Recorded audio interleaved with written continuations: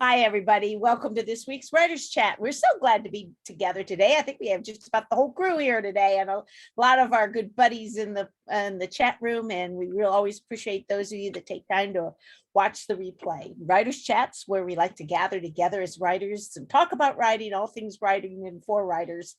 And we got a really cool topic today. It's something I know zippo about.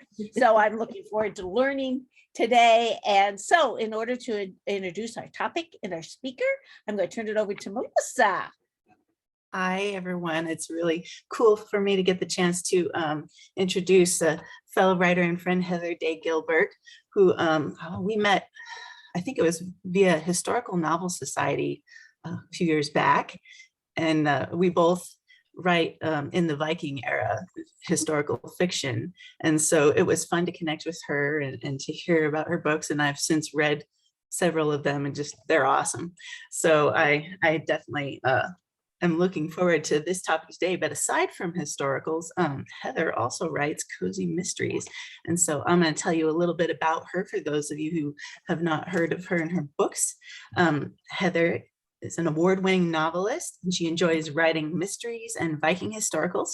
She brings authentic family relationships to the page, and she particularly delights in heroines who take a stand to protect those they love. Avid readers say that Heather's realistic characters, no matter what century, feel like best friends. And when she's not plotting stories, this native West Virginian can often be found hanging out with her husband and 4 children, playing video games or reading Agatha Christie novels. So today, Heather's going to talk to us about cozy mysteries and share a bit about what they are and how those work. And we're excited to hear about them. So are you ready to take it away, Heather? Yeah, I am. I hope you guys can hear me okay. And I'll probably talk around, 15 to 20 minutes, and then we can do the questions and things like that, if that works good. And hopefully I won't go over too long.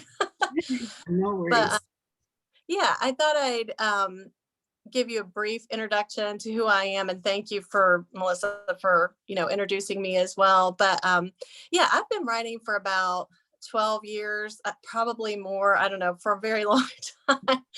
And I have 4 children, and we've been married for 25 years. So it is important for me to portray family relationships realistically in my books. And that works really well with cozy mysteries, actually.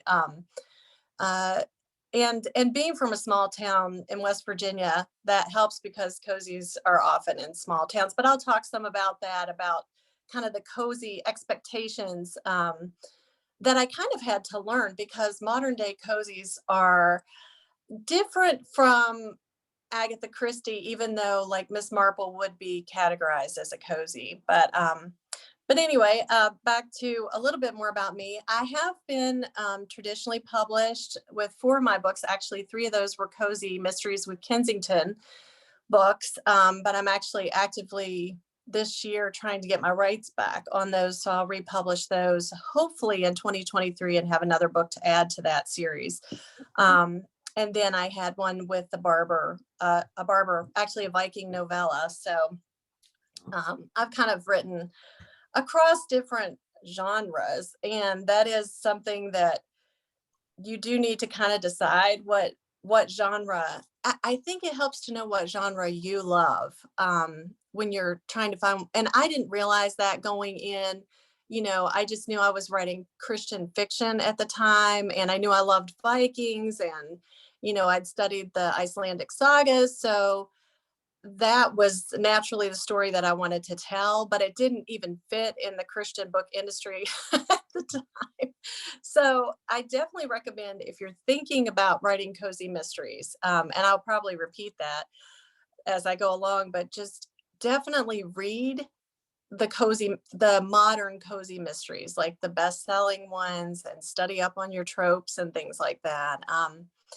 But so I kind of, what I found, I guess, after writing Viking historicals and Christian mysteries, and then Christian romantic suspense, so I kind of was all over the genres. I don't even really remember how I fell into cozy mysteries. I had an agent at the time, and I think we were looking for something to submit. And I knew that I guess I just had an idea for cozy mystery series. And, we submitted it and it got picked up. So I found cozy mysteries, writing them was a really good fit for me. And it's kind of hard to know at first because you think, oh man, mysteries, they're going to be so complex. You're going to have to put in clues. And I know even, I think my agent or, people will ask, well, how do you put the clues in there and the red herrings and things like that? But for me, it really is more of an organic thing. It's not like I sit down and I write, this is a clue, I'm going to stick it in here. It's more like a thing where as you develop the characters and you develop the storyline, it just falls into place. I think if you really love mysteries, especially if you read mysteries, and I grew up reading all of them, like Encyclopedia Brown, Trixie Belden, of course, Nancy Drew, even Phyllis Whitney, Daphne du Maurier, those kind of more suspenseful things. Then I literally just read all the Agatha Christie's in our small town library. Like I read all of them. So I think without realizing it, I was learning to understand the patterns, how you kind of set that up. And I mean, for me, Agatha is the ultimate. Like that is what I aspire to, is writing clean mysteries that even teenagers can read, but that have depth. And of course, I can never be as witty as she is. I mean, when you reread her books, I laugh out loud because she was so witty, but I'm not that witty. But I think that it was a good fit for me. So I think I realized this is something I can do. And especially with character development, you have a lot of room for character development. But getting down to like the key elements of cozies, one thing I have found is that every author, and I've been to different sites, every author will tell you different key elements for cozies that you have to have. And I think they're just more like there are patterns. You will most likely have several of these elements, but you may not have all of them. So I'll start with what I think is like the most important element for a cozy mystery. And also Melissa had asked, what's the difference between a cozy mystery and like a traditional mystery? That's something I also had to figure out, because Agatha with Poirot, I think that would be considered more of a traditional mystery, even though it feels very cozy. And whereas Miss Marple would be a true cozy, she is an amateur sleuth. So, and there are mixed feelings even within writer circles, cozy writer circles, about can detectives or, because when you get PI, it's kind of more in a police procedural type category on Amazon, at least. So, and then I think of like Louise Penny. To me, when I think about it, I think about the feel of the mystery, the tone of the mystery. For instance, if you read Louise Penny, which many cozy readers read, it's a darker tone. There's a darker tone. It deals with political issues. The author herself is pretty politically active, I think. So I think there can be darker themes. There can be more graphic crimes. Whereas, and also the covers tend to be a bit more ominous, maybe not psychological thriller ominous, but they're just a little bit more realistic, I guess, looking. Whereas cozy mysteries, like this is one of mine here. This is Spilled Milk. But cozies quite often some have like cartoon, some have hand drawn, which is becoming big too, also in romance now. But I, the look for this series, I worked hard with my cover designer because I wanted something that could be replicated for a lot of books. So, we change what's actually going on in the background here. She changes the Great Dane. But this is the branding. She's really good at branding. I love, but it's a lighter feel. So, and that reflects the tone of the book. So I guess that's just a little aside about the difference between what I would say the difference between a traditional mystery. And sometimes that line is really blurred. Like when I think about the Ladies' #1 Detective Agency, I don't know if you all have read that. It has a very cozy feel set in Africa.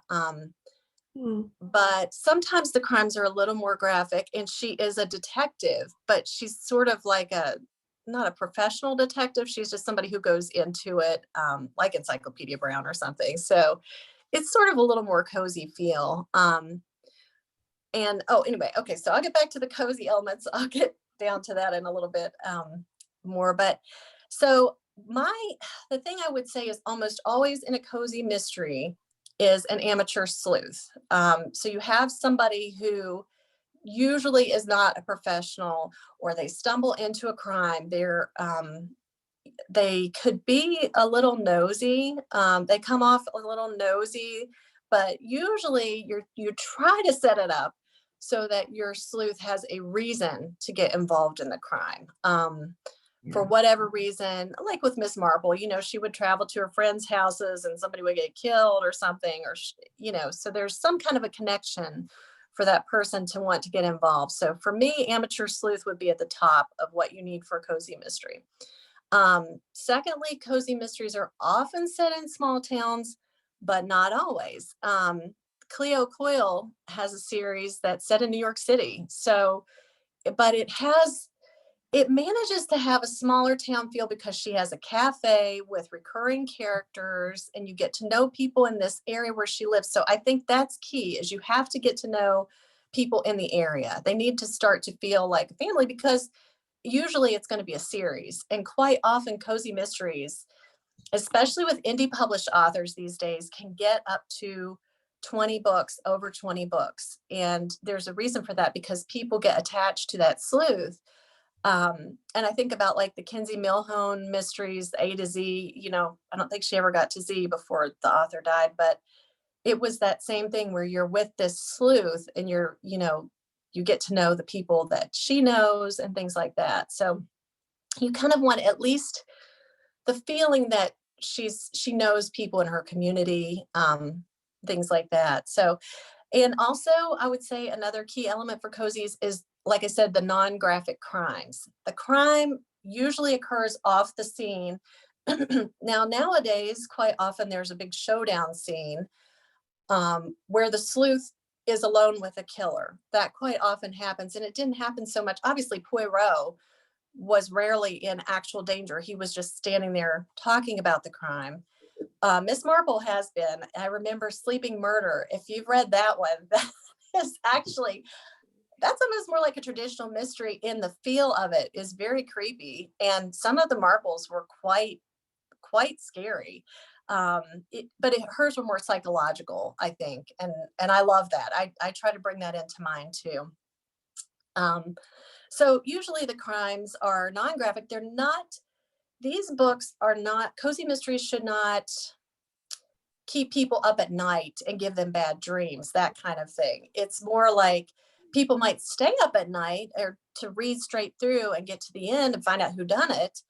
But you want them, and I've had reviews like this that, I appreciate that it's not the kind of thing that's going to terrify me at night. So it's non-graphic. In cozy mysteries, we're getting down the line of things that you have to have. Optional that many cozy mysteries have now is pets. Quite often the sleuth will have a pet, and quite often the sleuth will have the kind of occupation that is a hobby. So it's something that the reader would like to imagine, what would it be like if I had that job? So it's not like, oh, they're out there, usually picking up garbage or doing jobs that people might not think of as fun, which I appreciate the people who pick up the garbage. I don't, I mean, I don't know if I could work in the restaurant industry, because I don't know if I could keep all the, people's orders straight in my head. But I mean, there are just certain people who really excel at different kinds of careers. But one thing with cozy readers is that they often want an escape, just like romance readers. Romance readers are looking for escape too, but in a different way. I really think the longer I'm around, the more I think there are certain types of readers in the world. Like my husband prefers thrillers. Some people prefer mysteries, some people prefer romance. Obviously there's sci-fi, fantasy. But I think that cozy readers, and I especially saw this in 2020. In 2020, cozy mysteries really exploded. They already were doing well as far as independently published cozy mysteries. And really people started reading ebooks a lot because they could get them in their homes, bookstores closed, libraries you couldn't always go into. So this was like an explosion. And I thank the Lord that 2020 was the year that I decided to take this Barks and Beans series and independently publish it. We had already submitted it to some publishers and there was some interest, but it would have to be changed like to a different state. And I wanted to set it in my home state of West Virginia. That was important to me. And in the small town of Lewisburg, that is close to me, because there are just a lot of really cool things that go on there. And I wanted to bring that to people. So anyway, but the Heather, point being, can I ask yes. a question? Why did they want to change the state? Can you explain anything about that? I will say that it's because West Virginia is pretty politically charged. At that time, it was during the Trump, during re-election and things like that. And most publishers are quite liberal leaning. So West Virginia is now it's actually a pretty conservative voting state. Sure. It did not used to be that way when I was growing up, but it is now. And so I think they just did not want the political overtones. It's a very pro-gun state. And that comes out in my books as well. Not that I'm pushing anything. I certainly veer away from political agendas with cozies, and that is important. Yeah. As far as the escape aspect, you do not want to be bringing in, heavy religion, heavy politics, people, or really heavy strife in a family situation. Mhm. The readers do not want that. I have asked about family dynamics and things like that, and they have specifically said, I do not want any like strife in a family situation. I am reading to escape. Right. And so, like I say, we definitely saw that in 2020, and cozies did really well, and they're still doing well. But I think that but as far as occupations, I think quite often you will find that amateur sleuths have an occupation that people find attractive for whatever reason. And so, and I kind of veered from that with my series with Kensington. It's an exotic pet sitter series. So, I mean, to me, that's interesting. The amateur sleuth, she not only did she watch exotic pets for a living, but she also was a professional video game reviewer. So she did, and I love video games, but not the cozy reader audience in general. It tends to be probably my age and older, although I have a lot of teen readers, so it's kind of funny, but maybe they like the video game elements. But that was kind of my trying to be outside the box. And then when I started my own series, Barks and Beans Cafe, I set it in a cafe, although it's a cafe for shelter dogs. So they bring shelter dogs in, and that was my out of the box thing, because there are plenty of cafe mysteries out there, and plenty of cat mysteries. But I'm a real dog person. I love my cats too, but that was just my effort to be a little bit different, but also putting her in a career that people might think, oh, that would be fun. That'd be fun to hang out with dogs all day and drink coffee all day. So quite often you will see these kind of idyllic occupations. And back to the elements of a cozy, there's not a lot of cursing, but there's not any sex on screen or anything like that, whatever. And you don't see that. But again, there are exceptions to that rule. And if you hang out in cozy mystery groups, you will see some people don't mind cursing. Some people are like, I do not want to read it if there's cursing. So cozy mystery readers, you really need to get a feel. And I think when you start a series, you need to go into it knowing what you're going to do, which ones of these elements you're going to make sure you have. And for me, I have no cursing in any of my books because I have, nieces who read my books and who are younger, and I want to make sure that they are clean reads for that. It's very Agatha Christie, although even Agatha had a few words here and there, but but that is the norm. I would say the norm is not to have a lot of cursing. Another thing that you will find with cozy mysteries, and this is, I think, my last element that you would want to have, is that quite often they have pun titles. The titles are like a pun, play on words or whatever. Mine are not necessarily like that. Mine usually have a double meaning. And so for this one, Spilled Milk, I'll just pull this one up. Obviously it indicates there's something wrong. There's something wrong. There's something amiss. Somebody gets killed. But also this particular one, my amateur sleuth, her ex comes back to town. So it's sort of like the crying over spilled milk. Is she going to get back with him? He's very winsome, that kind of thing. So it's sort of, I try to have all my titles, but also reflect a cafe, things that would happen at a cafe. So, and that's something really fun as an indie author. And I'm actually brainstorming my next series. And I sat down and all of a sudden came up with, I don't know if it was 20 titles. I mean, it's just like, you can just, if you get the concept, you can really come up with some really good stuff. So quite often they have punny titles, but not always. So I guess those are my main elements. And I don't know how much time I've talked. I'll try to go a little faster. You're good. Okay.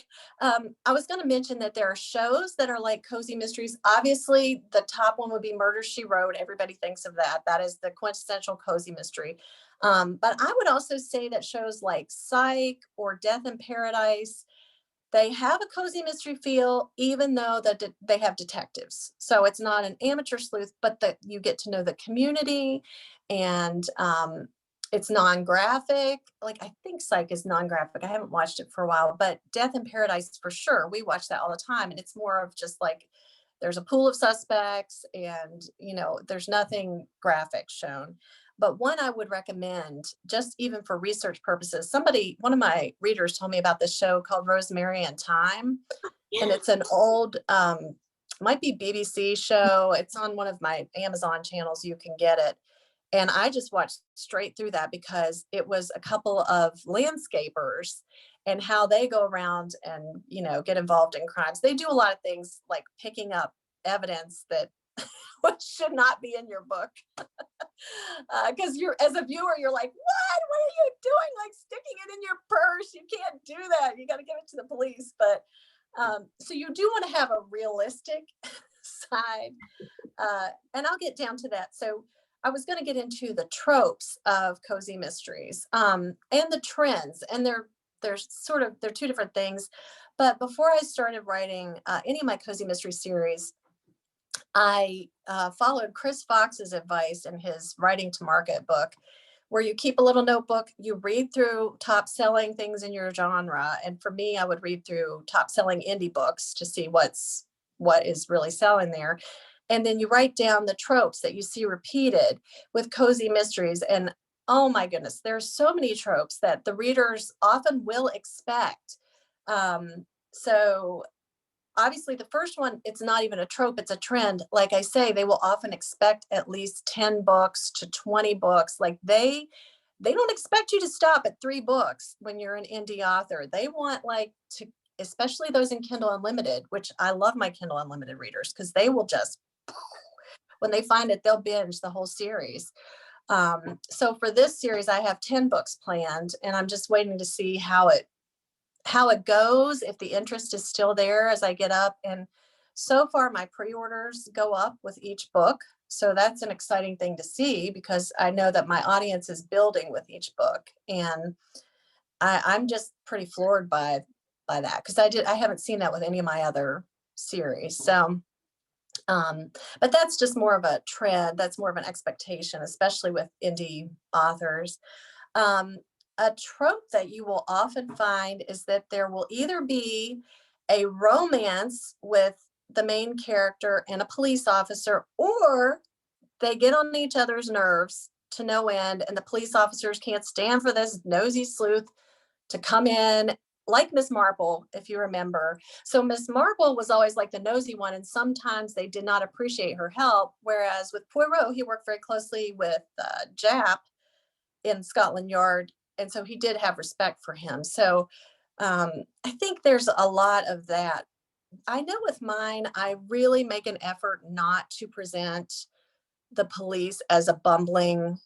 I just don't like having the police force being bumbling officers who don't know what they're doing, because I know police officers who are absolutely not like that. And I want to show respect for them. So when I bring in the law enforcement, quite often in my books, I think in that way, I don't really care about the tropes.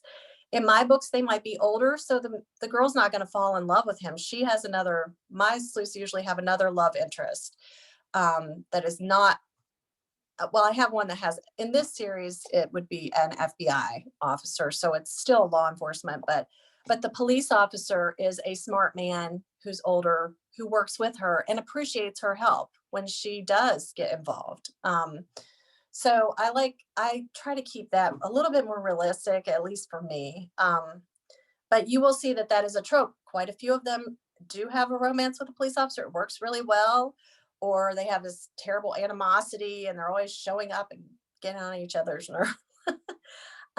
And quite often there is a romance for the amateur sleuth who will probably be single for whatever reason, or divorced, or quite often there is a romance thread. But if you hang out in cozy mystery circles, which I really recommend you do if you're thinking about writing a cozy, join cozy mystery reader groups online, and they don't always discuss indie cozies as much, but you can get a really good feel for your audience. And I will just say that it is across the board. Some people love that romance element.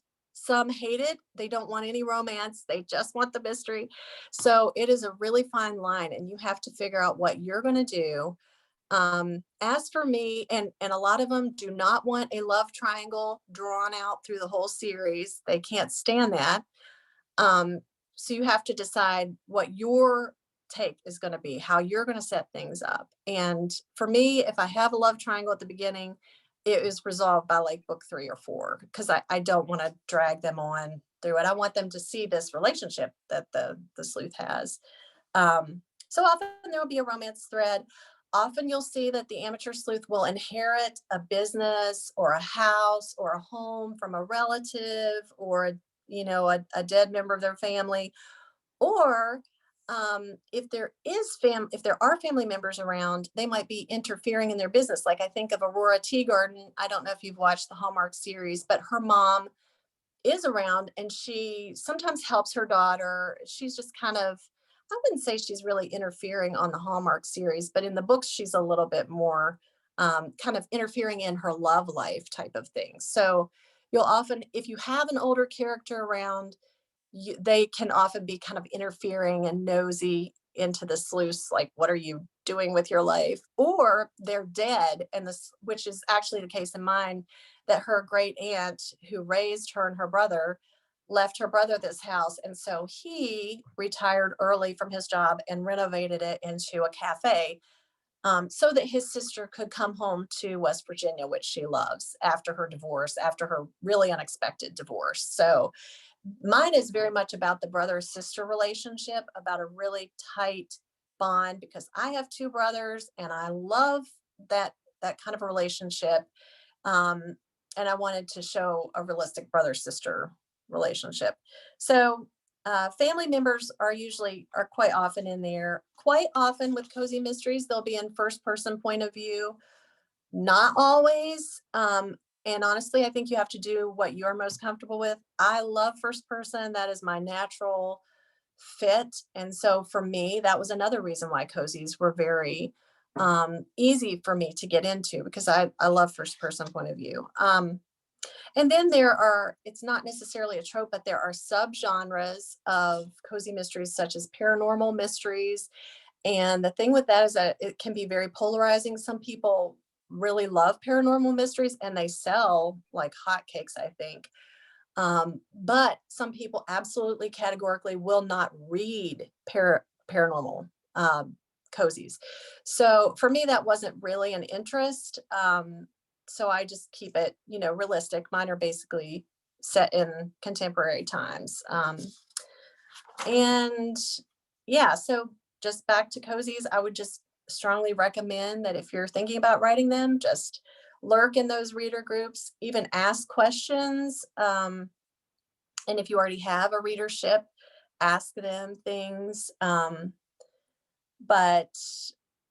for my, okay, so I'll wrap this up. My last thoughts on cozy mystery readers, which I've observed over the past several years, is that, like I said, they are really looking for an escape. They are looking for idyllic reads, no huge strife in the book. There obviously has to be some conflict going on in, obviously, the murder victim's life. But they don't want that. They don't want it to be terrible for the sleuth in their personal life.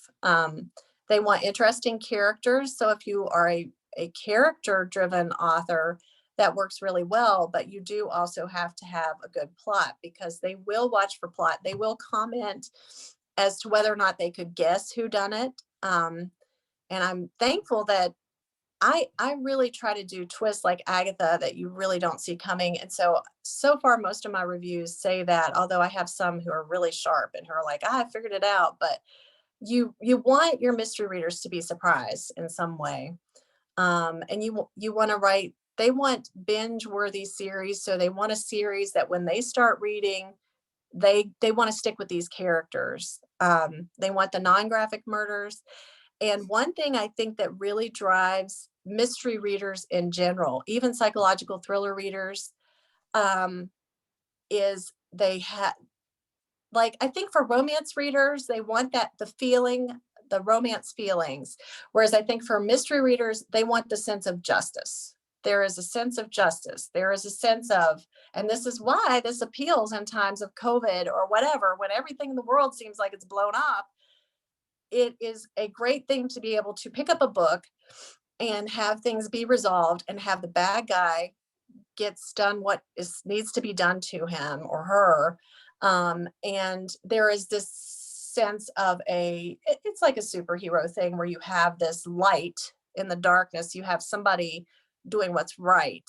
So I think mystery readers are what's really attractive to them is that feeling of justice at the end. And you do need to earn your readers' trust. So like my readers know, there will not be cursing, there will not be graphic scenes, there will be a sense of justice. And I think that as you write your books, you build that readership that is going to be attracted to what you are writing, and they will trust you to bring these kinds of books to them. And you also, one thing that really helps, I think, is to let them know up front. And when I researched my series, I saw my friend Agatha Frost. She writes, oh my word, she has over 20 some mysteries. And in all of her blurbs from the very beginning, she wrote, these mysteries have no swearing or graphic scenes or something like that. And so I basically did the same with mine. I put that at the bottom of each book. This is a series that has no swearing or graphic scenes, and I forget how, so it lets people know up front what to expect. So they're not surprised, as I have been when I've read some cozy series. I've picked up book one and one got into some stuff. I was just like, whoa, as far as even the murder. So some of the cozies, you'll find very soon what that particular author is going to allow to their books. And it might be something you want to follow and it might not. So anyway, that was all I had to say about cozies. So you guys can just fire away with questions. I don't know how long I talked. I'm sorry. Oh, you did great. You did probably great. Went a long time. Oh, Feel free to ask. Leslie asked earlier, and I'm just curious to that. Is it always a murder, or can it be some other type of mystery? Oh, Can you talk a little bit about that? Yeah, that question is asked often, and no, it does not always have to be a murder. Sometimes it could be a theft. And in fact, if you read, I think it's Elizabeth, oh my goodness, I forget her name. Is it Elizabeth George? She writes these Egyptian series. And that was written a long time, well, probably back in the 50s. I don't know when those were written, but her whole first book was about sort of a theft and different mysterious things that were happening. but I don't think there was ever a murder. So I got to the end of it and I was like, wow, I don't think there's been a murder. And I did notice with that book, because it always felt like you were building up to something, but it never happened. But I will say that with that ladies #1 detective agency, even though each mystery, there are many like smaller mysteries in that series, sometimes it's a murder, sometimes it's not. So I definitely think you can do it either way. And I know some people do not like to read about murders at all. But I will say it's a lot harder to find mysteries that don't have murders. Good. Yeah. I had a question about the plotting of a series, and especially if you're thinking about writing 10 to 20, how much series plotting do you do before actually maybe even writing the first manuscript? I mean, do you do like 3 or 4 that this an arc, or do you just? That's a good question. Yeah. I see what you're asking. Yeah, that is a really good question. I know for both of my cozy series, well, obviously the one I did with a traditional publisher, you have to have the entire synopsis of the first book. And by synopsis, they want like a 25-page synopsis that gives you the entire blow by blow. Yeah. Which is funny because I actually changed who did it after I, had the contract with them. I changed the murder. So my synopses, I have found that writing synopsis, I did not used to be a plotter. But I have found that with mysteries, it really helps me to have a synopsis because it helps keep the action going, a little bit faster than as if you were writing women's fiction where you don't have to, you can veer off into character arcs a little bit more. But I think for a series, what I try to do, this is just how I do it. I come up with titles for maybe the first at least 3 books, solid titles. And like with this series, it's been great because I also come up with locations that I want to set things like, for instance, the State Fair of West Virginia. I knew I was going to do one book set there, and Fair Trade was actually set there because I've been to that fair many times. So like I knew a general idea of where I wanted things to happen. And then I just basically go in there and figure out what would fit with this title, what mystery. And then I just kind of come up with it. I guess I sort of, but as far as characters and things like that, that is the cool thing I think about series is that you start out with a really solid characters with their backstory. Like even in book 1, you've got to have that backstory. So my character, Macy Hatfield, has kind of a tragic backstory in that she was orphaned at a really young age, her and her brother, because their parents were killed in a creek flood, which happens a lot around here. And it seemed realistic to me. And then their great aunt adopted them. So I knew I had this adoption arc and I had this great aunt who was wonderful, kind of like a mom and a dad to them. But I knew that was going to play in through the series, even some of Macy's insecurities. And I also have a plot thread. I do this, I don't know if I did this. I didn't do this in my Belinda Blake series, which is Exotic Pet Sitter series. But in this one, I also have an arc in the Barks and Beans. I knew I was going to have at least probably 10 books. So I have room for another arc that goes on through the books, not just the romance arc for the brother and sister, because they both have romance going on. But I have a bad guy who's like the ultimate villain, sort of like Monk. I think about the show Monk, how he is always searching for his wife's killer. And that's like the back arc that's going on through all of the things. He might have hints of it in this show, but there's always a resolution to the murder in that show. So that is basically what my books are. They all are resolved in the main murder, but in the background, there's this villain called Leo Moreau, and he kind of has his tentacles all over West Virginia with drug trade and different things like that. And then eventually his wife is going to come into play and kind of take the reins. So I think that was something but it develops with each book, how I'm going to get them in there. And I had this really cool, I have this little black address book. My author friend, cozy author friend, Tanya Cappies, I had seen her talk once about how she couldn't keep all her notes on the computer. She just does it old school in an address book, and she would put the character's name and information about them under them and it's basically like a series Bible. And that is what this is for me. I refer to this, so with every mystery, as I bring in a recurring character, I will write their name, maybe their height, their eye color, what they look like, where they live, and their backstory. And then I keep it all here. So when I go to the next book in the series, I just pull this out to remember and make sure they're consistent without having to go through all my previous, because I'm up to book 6 now. My book 6 just released in this series. So, but I'm still bringing in new characters who are going to recur. So it's just fun. I mean, I honestly I love a series because you get to know your characters as time goes on. I am getting to know Bo and Macy more and more, and they'll surprise you with what they might say or do, or fears they have that you didn't know they had, things like that. That is very cool. Love I that. love the idea of the address book. Me too. Yeah, I love it. Yeah. Betty asked about, do you have a typical word count? Is there any type of typical word count for a cozy? Yeah, cozies can be all over the place. For my traditional publisher, it had to be 60,000 words. It had to be 60,000 words minimum. And I tend to write shorter, on the shorter side. And I actually love Agatha Christie because her books are shorter. And so to me, that feels like the right length. So I tend to go even out, for me, somewhere between 45,000 to 55,000 words. Those are comfortable length cozy mysteries for me.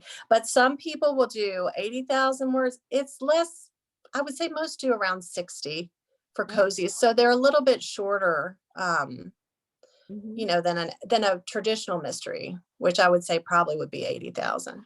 Okay. Yeah. Melissa, Brandy, do you guys have questions? Well, yeah, I'm trying to think how to phrase mine.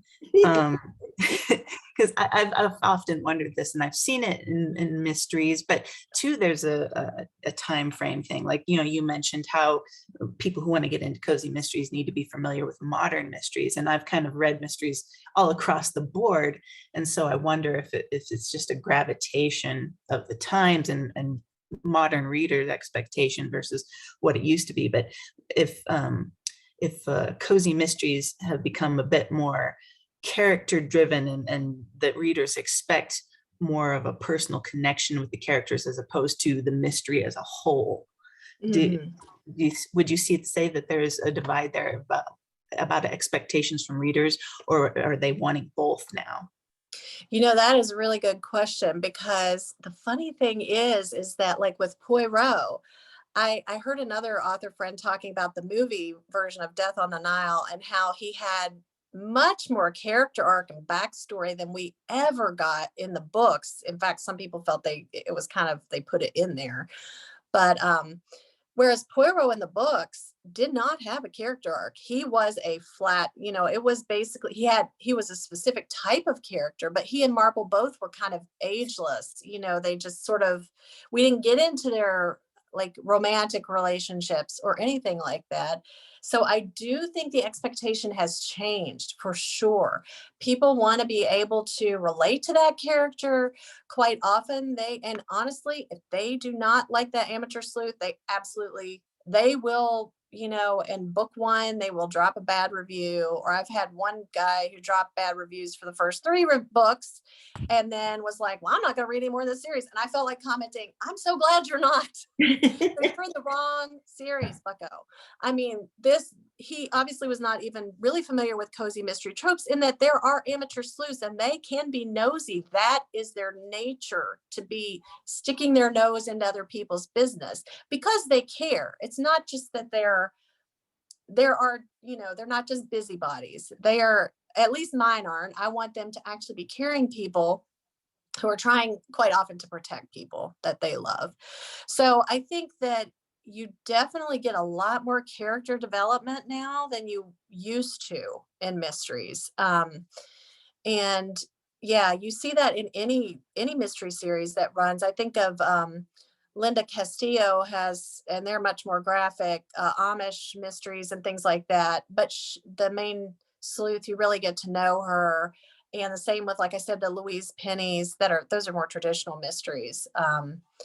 but I do think that is an expectation that you will at least get to know and hope, and you will like that character. So you want to bring characters that are likable, even if quirky. So that is also a balance. Like with Monk, he was quirky, but lovable, and you felt for him, you wanted him to succeed, and you want that feeling with your amateur sleuth. But you can't please everybody all the time. Absolutely not. You cannot. So you have to write a character that you feel that you can bring to the page in a realistic way. Yeah, I definitely see that. Oh, we did get another question from Dennis. He said, do you promote the novel as a cozy mystery? Is it always mentioned on the cover, etc.? Yes, absolutely. When I am targeting cozy mystery audience, it's a cozy mystery. I advertise it as a cozy mystery because mine are very much cozy. If they cross the line, if I had different covers and if I had different blurbs, it wouldn't be a cozy anymore. And as an independent author, I have to categorize my book on Amazon. And I want it to be in a category that's going to get noticed. And I want to also market it alongside other books that are similar. So I definitely market my book alongside Cleo Coyle's books, even though hers are not all clean. They are cozies and they are set at a cafe. And she is, and also Tanya Cappe's. She has the Campers and Criminal Mysteries and things like that. So you want to be able to advertise alongside your genre. So really that is why you have to decide before you start your series if it's going to be traditional mystery or if it's going to be cozy mystery. And if you're going to do cozy, then you need to hit those tropes. And not necessarily all the tropes, but the first things I said about amateur sleuth, the things that readers expect, and definitely the wrap up has to be complete. You have to put the villain away or take them down. I don't think I've killed any villains in this one. Whereas with my Christian mysteries, they are more of traditional mysteries, even though they have a lot of cozy elements. It's a small town amateur sleuth, everything, but they're a little shade darker. And I don't know if I have here's this is the cover for my latest Christian mystery. And you can see that it's more, this is a moth. I don't know if you can see it with the light. It's a little more ominous. It's a little bit more realistic. It's a little bit darker. And this mystery is about the Mothman in West Virginia. So that legend is a lot darker. Even though it is an amateur sleuth, it is a small town, it is a family. So it's kind of like you have to decide before you start what genre you're going to be in. And if you want to do cozy mystery, I would recommend go for the tropes, like get the covers that look like the best-selling covers in the genre. I was very intrigued that you write first person with your cozies. I've written, I think, 5, and they've been written in third person, but I find it really hard to stick with just that one character because it's like, well, the reader needs to know something else, and it's like, how is this person going to know that? And then to add first person on top of it just sounds like a real challenge. So do you ever skip to someone else's point of view, or are you like first person all the way through the story? In that Christian mystery, the Murder in the Mountain series I showed, I had started out, it was first person, but I did more like Mary Higgins Clark, where you'll have a flash with the villain. So you'll have and that was also, I think, in first person, where the villain has a little bit to say, and then but readers got so confused. I mean, that was right when I was starting out. And so by the time I got to this final book in the series, it is completely all her point of view, first person. So it's all, and for me, first person is the easiest. And I feel like because that way I can be a little more tricky. I can hide things from the reader. You're only seeing things through the sleuth's point of view. So, I can be a little bit more tricky about what she actually finds out, although she has to be poking around and running into people, digging up information here and there. But how she puts it together, quite often, it might be a little bit wrong or whatever, So for me, I just really, I love first person point of view. Now, we had talked about me writing Viking books. This book is a book. This is the early reader copy, To Love a Viking. This is a Viking historical that I co-wrote with Jen Cudmore, and she wrote it in third person. And so we kept that and then went in there and edited it and changed it. And, but this is third person really worked for this book. And it is it's over 104,000 words. So for this book, we did need that character because we had two main couples romance things going on. So it needed to be in third person. Sure. Whereas my other Viking historicals were in first person from the main character's point of view. For me, first person is the easiest. It's how I think. And I think that I really kind of came to see that as I got older. Even Daphne du Maurier's Rebecca was written in first person. Yeah. And there are several Agatha Christie's that are written in first person. I think first person just always pulls me in faster. So that's just me. And I know that there are different kinds of readers. But the nice thing about cozies is that you're not some weirdo if you're in first person. Whereas if you're writing Viking historical, you are weird if you're writing first person, even though, and I do have really loyal readers of the ones that I did in first person. But it's more rare. So you kind of have to just know your genre, and cozies are great because I think you can do either or, Yeah. Yeah. This has been a wonderful conversation, Heather, because, we've really dug into writing. It sounds like writers are talking about writing, just first person conversation. And two things you said that really jumped out to me as a nonfiction writer. I have not done coded mysteries at all, is the value of really knowing and listening to your reader. That's true in all genres. And I love what you said. You said something very early about how much you love Agatha Christie. And I was trying to think what you actually said, that she was more clever than you, or so there was some term that you used, but yet you kept reading her. She sounds like she's a real mentor to you.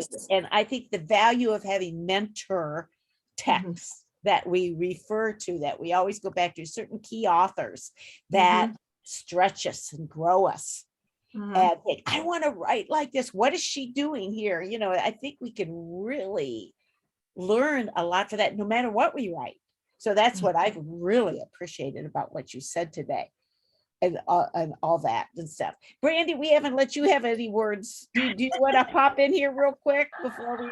Oh gosh, I'm just absorbing because I don't write cozy mysteries, but I've been curious about them. I actually have 3 books on my shelves in a series by C.S. Murphy that I want to read that are cozy mysteries. So yeah, I'm learning and growing. I'm more sci-fi, speculative fiction, but it also has me thinking, speculative fiction meets cozy. That could be interesting. Good. Yeah, you can definitely do that. And Johnny, you never expected to write cozy mysteries, and it's kind of fell in your lap. Do you want to give an observation about that too? Well, yeah, they're really fun, and the ones I've written have been for Annie's Fiction, where they supply me with an author's guide with the small town people, and the one was a woman who inherited a flower shop from her grandmother. Again, these are very, very typical things. The other one's a veterinarian who goes to a small town in Colorado, and like I said, now they're written in third person, but it's a challenge because it's like the reader's only going to know what this character knows, and so that character has to visit different places, talk to different people to get the information, so she can solve the mystery. And of course, the reader's wanting to solve the mystery before she does, and if they're right, and so on. I too appreciated what you were talking about the police, because that is actually with Annie's.